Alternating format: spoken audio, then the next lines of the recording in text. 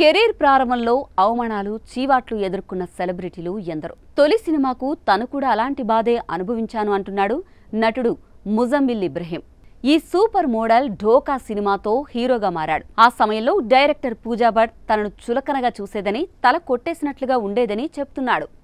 తాజాగా ఓ ఇంటర్వ్యూలో ముజమ్మిల్ ఇబ్రహీం మాట్లాడుతూ, పూజా భట్ నన్ను అన్ప్రొఫెషనల్ అని పిలిచేది, తనకు కోపం ఎక్కువ, అందుకు తోడు యాటిట్యూడ్, యాక్టర్స్ను చులకనగా చూసేదని ఆరోపించాడు.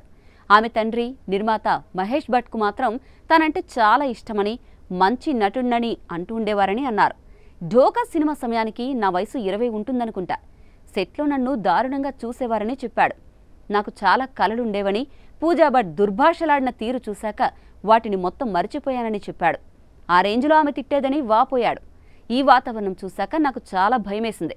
సూపర్ మోడల్గా నాకంటూ గుర్తింపు, గౌరవం ఉండేది అంటూ తాను పడుతున్న అవమానాలు చూసి మహేష్ భట్ అలా ప్రవర్తించొద్దని పూజా భట్ను కోరేవాడని, కానీ ఆయన సెట్లో లేనప్పుడు పరిస్థితి మళ్లీ మొదటికొచ్చేదని చెప్పాడు.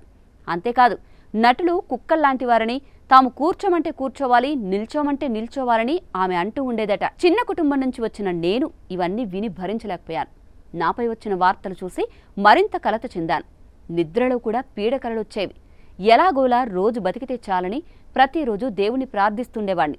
అలా కష్టాలు అనుభవించాను. అందుకే తర్వాత రాజ్ 2 ఆఫర్ వచ్చినా చేయలేదు అని చెప్పుకొచ్చాడు. దీపికా పదుకునేతో రిలేషన్ గురించి మాట్లాడుతూ, ముంబైకి వచ్చిన కొత్తలో దీపికా పదుకునే మోడల్గా పనిచేసిందని, అప్పుడు మా పరిచయం ప్రేమగా మారిందన్నాడు. 2 ఏళ్ల పాటు ప్రేమించుకున్నామని, మా దగ్గర డబ్బు లేక రిక్షాలోనే తిరిగేవాళ్లమని చెప్పాడు. తర్వాత కొన్ని కారణాలతో బ్రేకప్ చెప్పుకున్నామని తెలిపాడు. అప్పుడప్పుడు మాట్లాడుకునే వాళ్ళమని, ఆమెకు పెళ్ళయ్యాక మాట్లాడుకోవడమే మానేశామని తెలిపాడు.